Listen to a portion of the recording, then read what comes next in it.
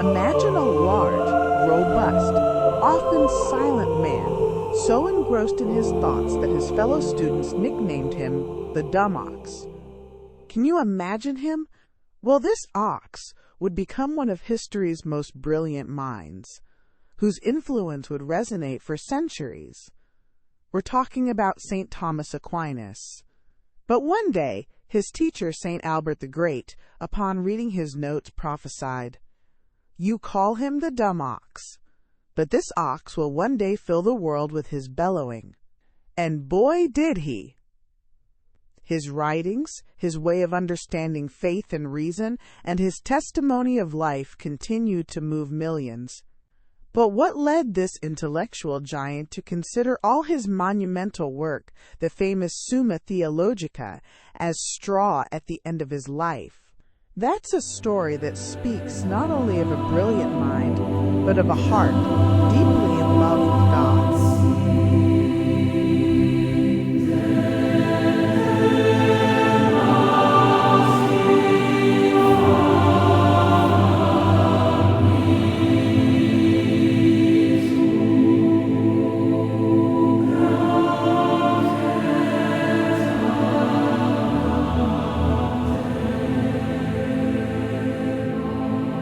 The thought of St. Thomas Aquinas marked a before and after in Christian theology and philosophy.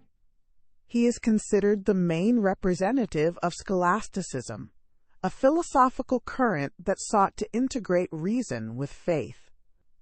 His revolutionary approach consisted of integrating the thought of Aristotle, the philosopher of reason, with Christian doctrine, achieving a harmonious synthesis between the two. One of the pillars of his philosophy is the relationship between faith and reason. For Thomas, truth is one, and there can be no contradiction between what reason discovers and what faith reveals, because both come from God. If there appears to be a contradiction, it is because either reason or the interpretation of faith is mistaken. Philosophy and theology are distinct sciences, with different ways of accessing knowledge, but they must collaborate. Reason can prepare the way for faith, and faith can illuminate and guide reason, even revealing truths that reason alone could not reach, such as the dogma of the Trinity. Central to his work is the demonstration of God's existence. St. Thomas did not believe that God's existence was self-evident to the finite human mind. Therefore, he formulated his famous 5 ways, or cinque viae, arguments a posteriori, meaning they start from the sensible experience of the world to arrive at the existence of a supreme being. These ways are: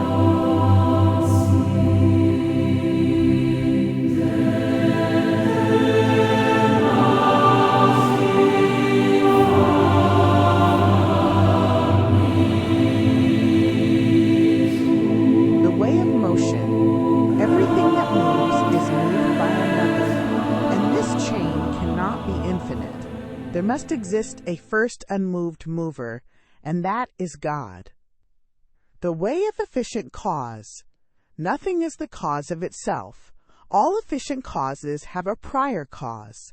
There must exist a first efficient cause, uncaused, which is God. The way of contingency and necessity. There are beings that can either exist or not exist. Contingent. If all beings were contingent, there would be a time when nothing would exist. Therefore, there must be a necessary being who is the cause of the existence of contingent beings, and that is God. The way of degrees of perfection. In the world we observe degrees of perfection, goodness, beauty, truth. This implies the existence of a being that is the maximum perfection, from which other beings participate. That optimal and supreme being is God. The way of finality or governance of the world. Natural things which lack intelligence act for an end. This indicates that there is a superior intelligence that directs them toward their end. This ordering intelligence of the universe is God. These ways demonstrate that, through reason and observation of the world, one can arrive at the knowledge of the existence of one God, the God of the Judeo-Christian tradition. His ethics, on the other hand, are teleological. Our actions tend toward a final end, happiness, which is achieved through knowledge and virtue. For Thomas, the ultimate end of the human being is communion with God.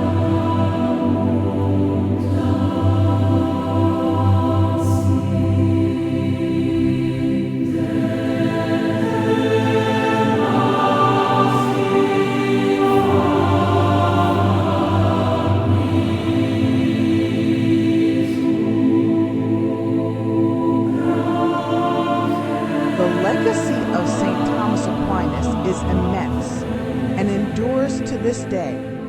For centuries, his thought has been the official thought of the Catholic Church, and his Summa Theologica is a monumental compendium of Catholic doctrine that remains a pillar for studies in philosophy and theology.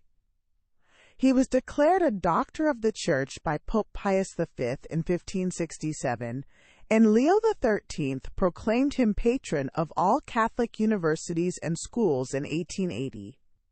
Recent popes such as St. John Paul II and Francis have continued to highlight the relevance of his doctrine and method, recognizing him as a master of thought and a model for doing theology, a valuable tool for understanding and defending the Christian faith in the contemporary world. His great contribution, the synthesis between faith and reason, remains a beacon in a world that often sees science and spirituality as opposing. Thomas teaches us that faith is not blind, and that reason, a gift from God, can be a path to Him. His defense of natural law, inscribed in human nature itself, invites us to rediscover objective moral principles in an age of relativism.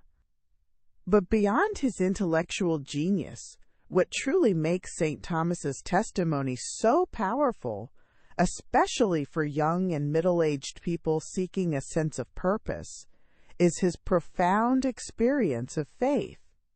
The question, "What is God?" accompanied him from childhood, and his entire life was a passionate search for that truth. His vocation, despite family opposition, his dedication to study and prayer, and that final mystical experience where all his vast output seemed like straw compared to the greatness of God, reveal a heart that prioritized God above all else.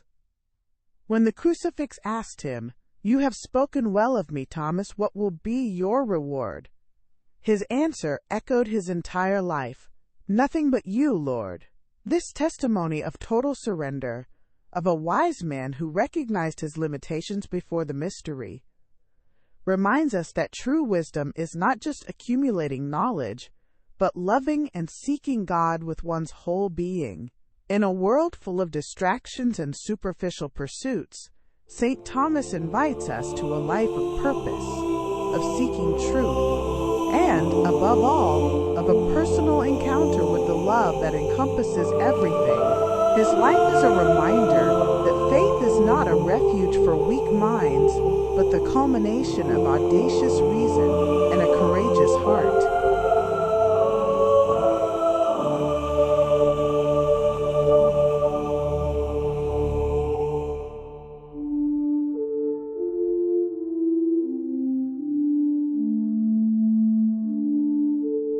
The life of St. Thomas Aquinas, this giant of faith and reason, challenges and inspires us today more than ever. It reminds us that faith does not fear intelligence, that the search for truth brings us closer to God, and that love for Him is the highest wisdom. If you felt moved by his story, by his tireless search for truth, or if his testimony ignited something in your own heart, I invite you to delve deeper into this wonderful synthesis between faith and reason. Leave a comment below. Tell us what part of St. Thomas's life or thought resonated with you the most. What questions arise for you? Your interaction helps us continue to grow and share these testimonies of faith that nourish the soul so much. If this video has been a blessing to you, I encourage you to give it a like, share it with someone who might be inspired, and of course, subscribe to our channel and activate the notification bell so you don't miss future videos, where we'll continue to explore the lives of saints and inspiring figures who guide us on our journey of faith. May the light of St. Thomas always illuminate your search for God. See you next time.